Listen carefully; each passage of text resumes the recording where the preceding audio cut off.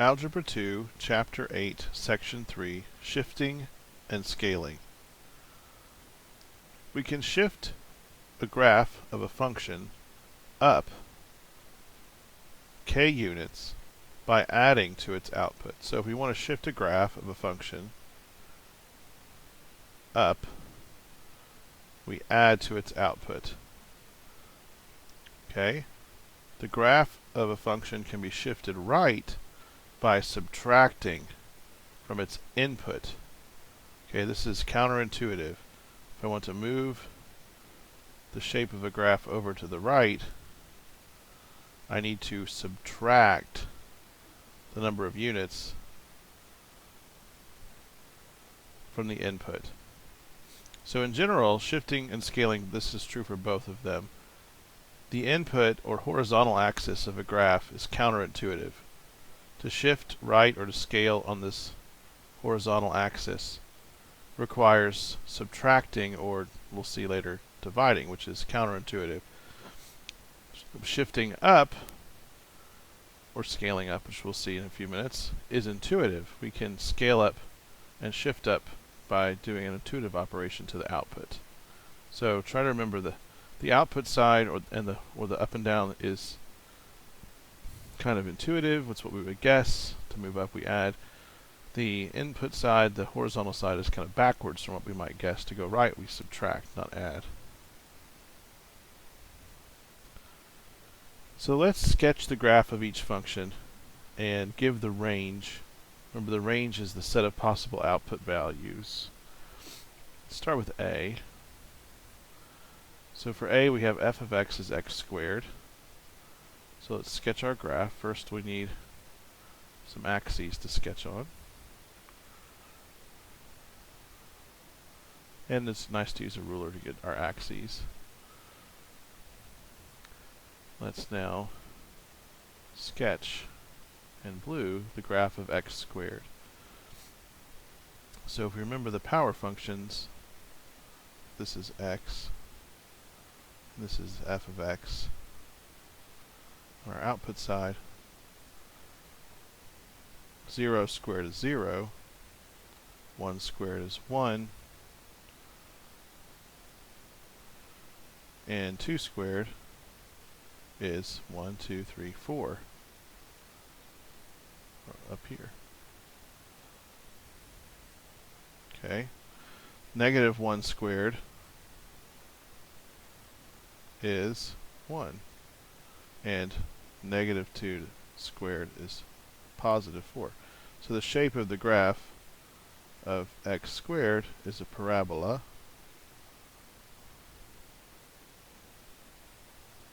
And we'll just sketch the rest of it. Now, for part B, we could, so this was part A, we did it in blue.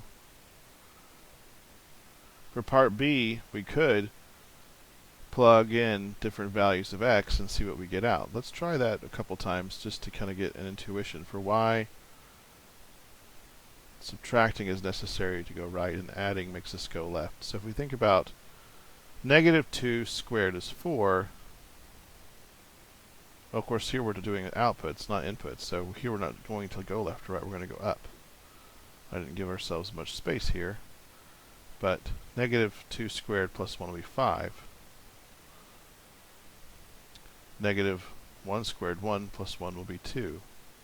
So you can see how each step, 0 squared plus 1 is 1. And we're shifting up. The graph is going up 1 unit because we're adding 1 to the output each time. This is very intuitive. The output side is intuitive, whereas the input side is not as intuitive. So we end up with the parabola that we had in blue and red 1 unit above. Okay. Now let's graph x squared minus 3. So this time we'll be subtracting 3 from the output. So we'll be moving down by 3 units. 1 minus 3 is negative 2. For each point, we're going to go down 3 units from where we were before. And when we connect our dots with our sketch, We'll see it, the parabola is now shifted down 3 units. Okay, now we have some where the input is changing. So here, if we think of f of x squared, this is equivalent to f of x minus 3. So it should be shifted right. Remember how I said it's not intuitive, so let's check. If we put in 0, we get 0 squared. Sorry, I've got the wrong one boxed in. So let's box in the correct function. So this is the same as f of x plus 1, because we're adding 1 to the input before we square f of x. Okay, so this should shift left, counterintuitive. So if we think about negative 2 plus 1, we have 1. Negative 2 plus 1 gives us negative 1.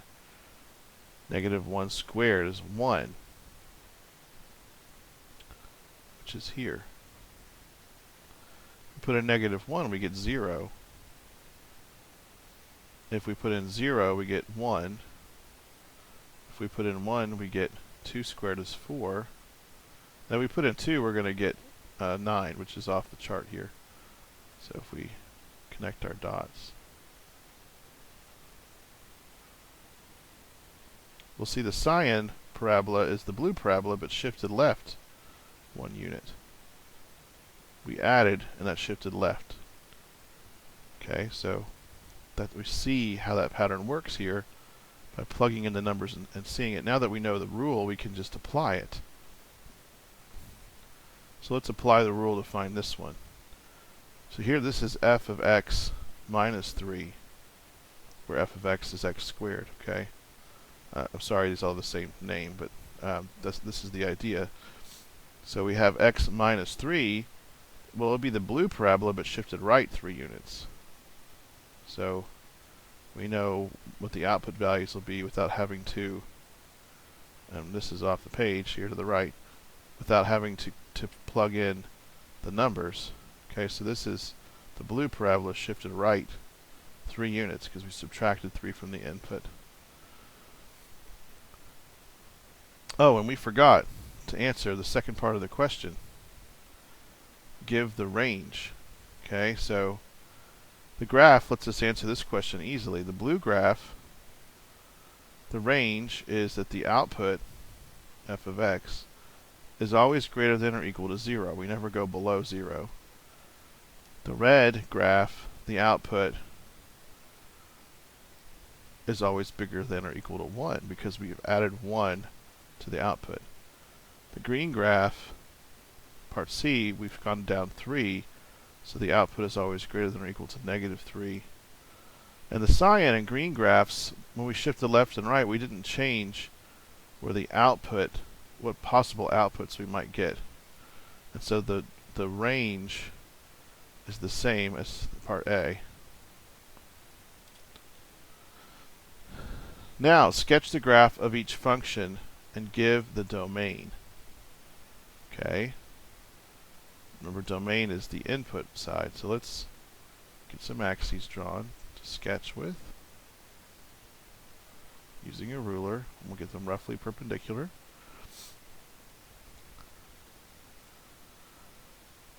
So we have g of x is 1 over x.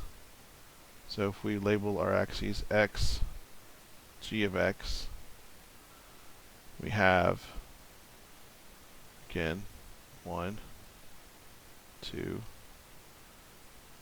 minus 1, minus 2, 1, 2, 3, 4. And you could also sketch on graph paper, so it's a little bit easier. So we put in 1, we get out 1. We can't put in 0, which gives us a hint about the domain. The domain here is, we can't put in 0, so x can't be 0. It's all the other real numbers. If we put in 1/2, we get out 2, because we're inverting the fraction. And if we put in 2, we get out 1/2. We have this hyperbolic shape, where we approach the axes but never touch them on both the horizontal and vertical axes. And we have the sort of reflected across this diagonal, or across both axes, this same shape. We plug in negative 1/2, we'll get out negative 2.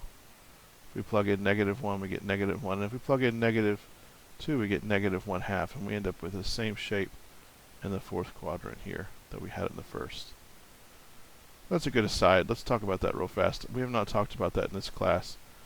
But the quadrants, and I said fourth, I meant third. The quadrants are labeled in this counterclockwise fashion. 1, 2, 3, 4. Okay, so this is the first quadrant of the graph. This is the third quadrant. Okay, we'll go ahead and erase that so it's not in our way. But that's what why I said fourth quadrant, but that's really the third. Sorry. Hopefully I'm right about that. I didn't look that up, but that was from memory. If I'm wrong, let me know and we'll fix it. Okay, so going back to this problem. The domain was x is not 0. Here's a sketch of the graph. Now we have 1 over x plus 2. So this is adding to the output, which will shift the graph up 2 units. And instead of going through and plugging everything in, I'm just going to apply the rule and shift my points up by 2 units.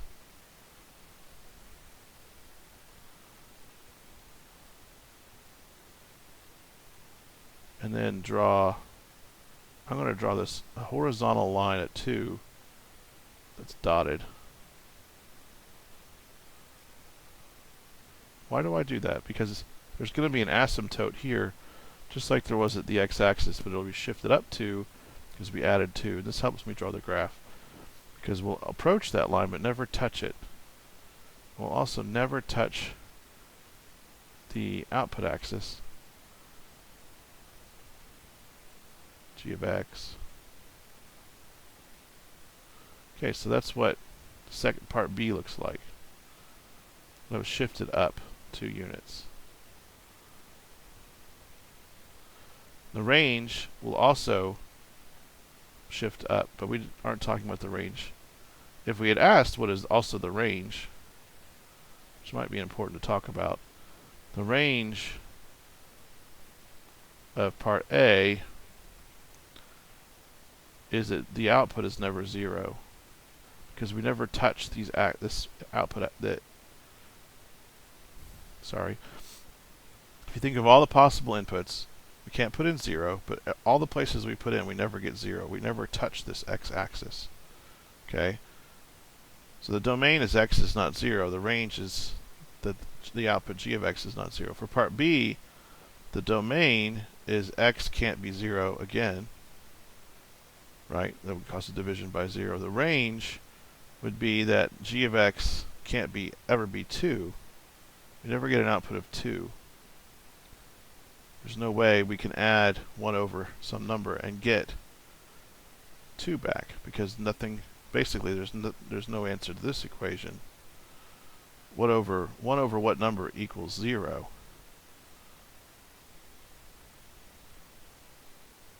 So there's no answer to that equation. That's why we can't ever have an output of 2. Okay, so, and if you want to think about that algebraically real quick, if we multiply both sides by x, whatever we put in for x will end up multiplying by 0, which will never equal 1. There's no way to make this fraction 0. So now we're adding to the input side. So if we graph this one in red, we're shifting, not right, but left, because we're adding. Remember, subtracting shifts right. Shifting left 2 units. So if we think about shifting this whole blue graph left 2 units, we're going to have, I'm going to draw through my answers here, this horizontal line, vertical line at -2, where I've shifted the output axis over essentially where I'm going to be approaching. And you can plug in values and get this same idea where when we add 2, we're shifting over. So what we're going to have see is instead of the output at 1 being 1, it's the output at -1 is 1. And at 2, the output is 1/2. Now the output at 0 is 1/2. And at 1/2, now at negative 1.5 we get 2. And at negative 2.5 we get negative 2. And at negative 3 we get 1. So we end up with this hyperbola shifted left 3 units.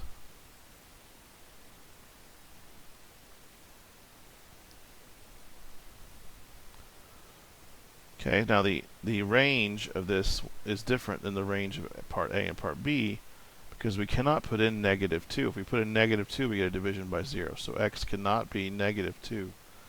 And the output, did I say range? I mean the domain. So this is the domain. The domain is the input side. The domain is that the input cannot be negative 2. The range is that the output, g of x, cannot be 0 for part C, because we didn't shift up or down from part A. Okay? Remember, shifting up and down affects the output, possible output value. Shifting left and right affects the inputs. So that's shifting. What about scaling? The graph of a function can be scaled up vertically by multiplying its output. Okay, so if we had a graph of a parabola, and we multiply its output by 2, we shift up vertically, which means we get taller faster, basically. This is a terrible sketch. Let's try again. It's going to stretch, basically double our outputs everywhere. Okay, so it'll be taller and thinner. The graph of a function can be scaled up horizontally by dividing its input. Counterintuitive. Okay, remember the input axis is counterintuitive. So if we have a parabola and we scale up in the horizontal direction, we're going to have to divide the input by 2, and that will widen the parabola left and right. Also, with scaling, we can also do an inversion by multiplying by a negative. So we have a parabola and we multiply by just negative 1, for instance. We get the sort of flip of that parabola around the horizontal axis. If we multiply or divide the input by a negative number, even if it's just negative 1, suppose we have this parabola that's already shifted. If we multiply by negative 1, that will flip about if we multiply or divide the input by negative 1, so if this were f of x, and we wanted to graph f of negative x, that'll flip the parabola about the vertical axis. So it'll flip over here. So negative number in the scale causes a flip. So if the number is positive, we don't have to worry about the flipping. But and certain shapes of graphs are the same flipped, right? So for instance, if we just have a parabola centered on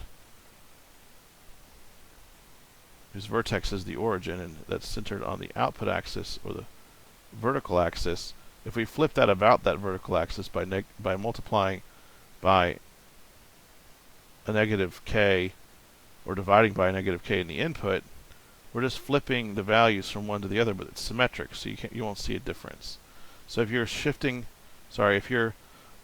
flipping through the scaling with a symmetric graph, you may not end up noticing a difference or a change in shape in this specific case. So let's sketch some cases here that will highlight scaling and shifting both and flipping. And we're going to use a function that's not too symmetric so we can see what's going on here. So first we need to graph c of x, which is just this function that we're going to be changing, shifting and scaling. So let's draw some axes.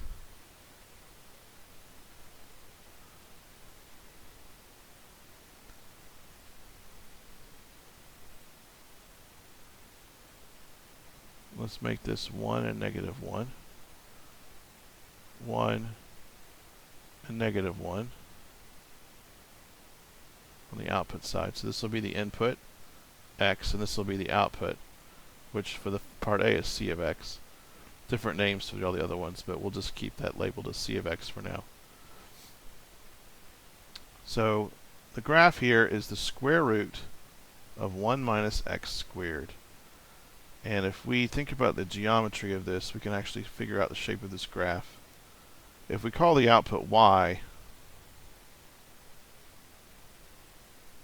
and we square both sides, and add x squared, we get x squared plus y squared is 1. This basically finds, if you think of distance on a triangle, that's got x and y as the base and the height. This arm here would be the distance from the origin for each point. Okay? And if we use the Pythagorean theorem, we have x squared plus y squared equals 1. This is always length 1, which means we're essentially sweeping a line that's length 1 from the origin around in a circle. But we only have the positive values because it's a function. We can't represent the negative side. So the shape of this graph, C, and we could plug in numbers and see this, but the shape of this graph is a semicircle. Okay, so if we put in negative 1, we'll get out 0. Negative 1 squared is 1, 1 minus 1 is 0. If we put in 0, we get out 1. And if we put in 1, we get back out 0.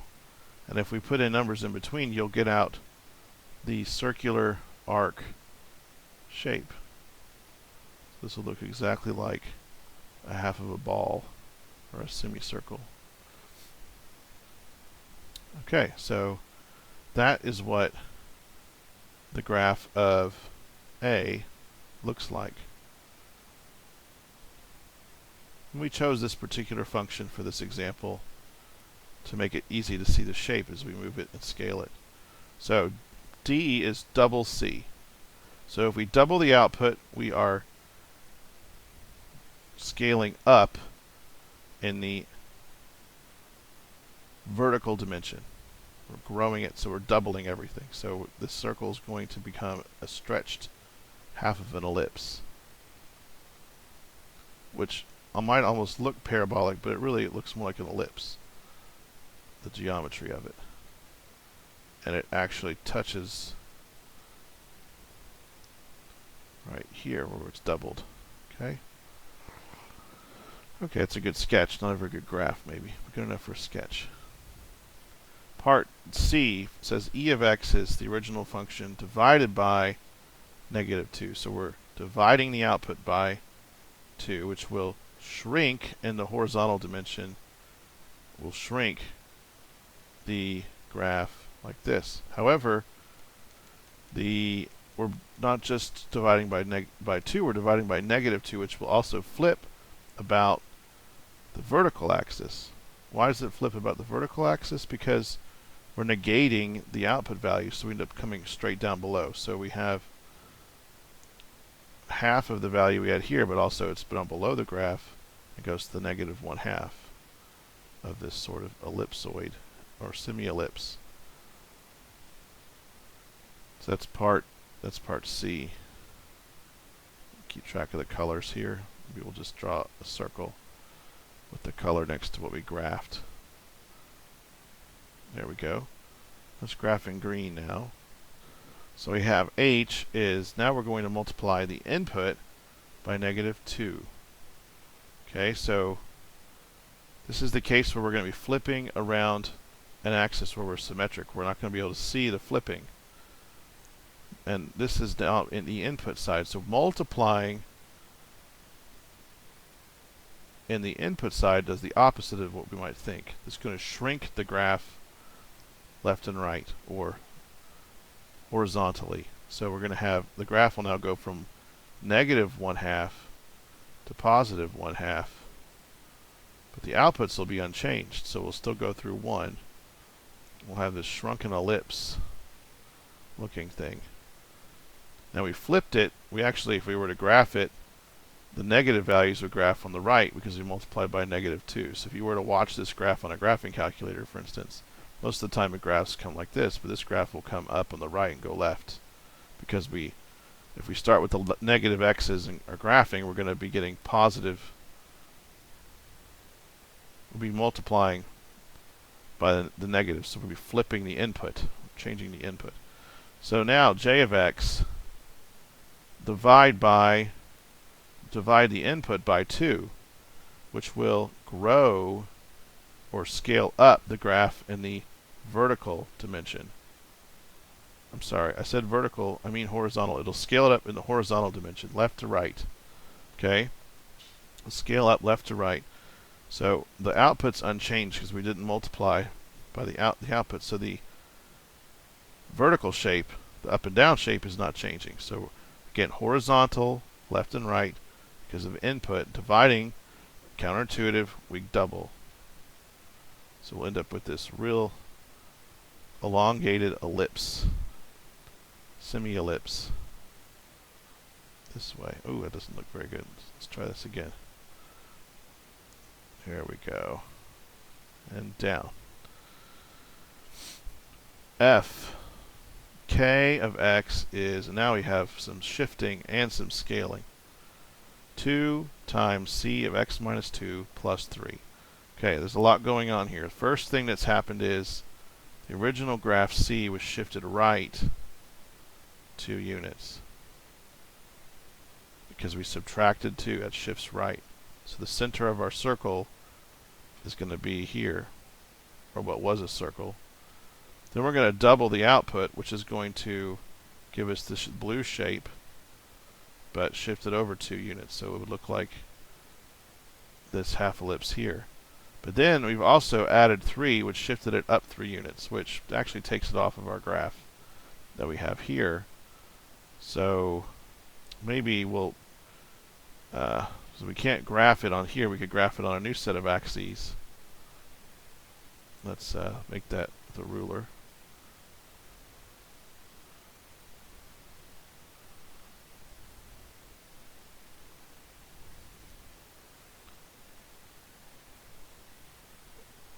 So we have our axes, we have x, the output is k of x. Okay, so we'll have our ellipse is going to come over 2 units to the right. And we're going to grow it, we're going to shift it, grow it, we're doubling it, and then shifting it up. So we're going to need 1, 2, 3, 4, 5, 6, 7, 8. We're going to need several more units here in the horizontal, sorry, the vertical dimension, up and down. So if we think about this original black graph, shift it over 2, turn into the blue graph, and then shift it up 3, our circle will be centered on the point 2, 3, which is, but it's not a circle anymore. This point's not in the graph, I'm just giving it there for reference. It will have grown to be double in size, so it'll go to 5, because we have double 1 is 2 plus 3 is 5. So this graph will look like this. This is not a very good sketch because I gave myself too much space, and of course that point's not really in the graph.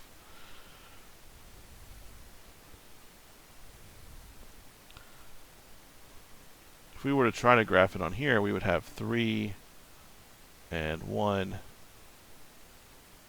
and then this would be 3 and 1, and the graph would come up, go off the screen, and come back here, and it would go all the way up to 5 because it's double. It might be a lot steeper than that since it's double.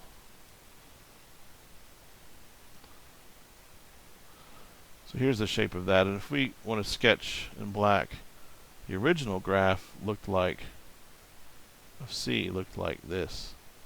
Okay. So we shifted it right 2 units.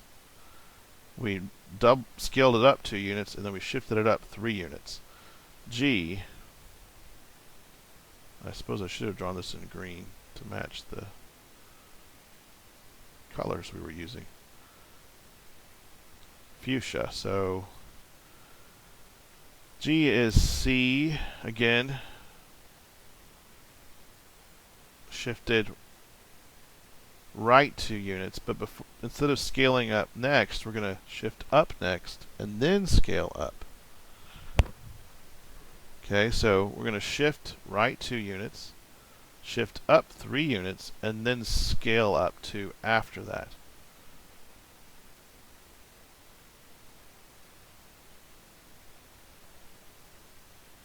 It's going to cause our scaling to be much more dramatic. Okay, and maybe it would help to plug in some numbers here. So if we put in 1, we get 1 minus 2 is negative 1. Okay, coming back up to the original function, negative 1 squared is 1. 1 minus 1 is 0, so the output is 0. Then we add 3, which is 6. And then, sorry, we add 3 to 0, which is 3. And then we multiply by 2, which is 6. So we actually start way up here at 6. And that's because we're scaling after shifting. Okay? So imagine shifting the black shape. Maybe I'll do this real quick. If we shift the black shape over 2 units and up 3, we'll have this shape. But then when we double it, we're doubling this value, we're doubling all these values, so we end up having the whole thing much higher. And of course the output at 3 is also going to be 6. At 2, we'll get 2 minus 2 is 0. Sorry. So yes, 2 minus 2 is 0. 0 squared is 0. 1 minus 0 is 1. Square root of 1 is 1. 1 plus 3 is 4. 4 times 2 is 8. So you can see it's going to come to here. So we can't reason the logic out of the complicated operations. We can plug in numbers and find points in the graph to help us out. This looks like nothing more than that we've shifted up 6 instead of 3. The same thing in part F. And that's because if we think of the algebra of L, if we multiply the 2 using the distributive law, we get 2c of x minus 2 plus 6, which is nothing more than this first modified graph, instead of shifting up 3, up 6, which is exactly what we saw when we did the graphing.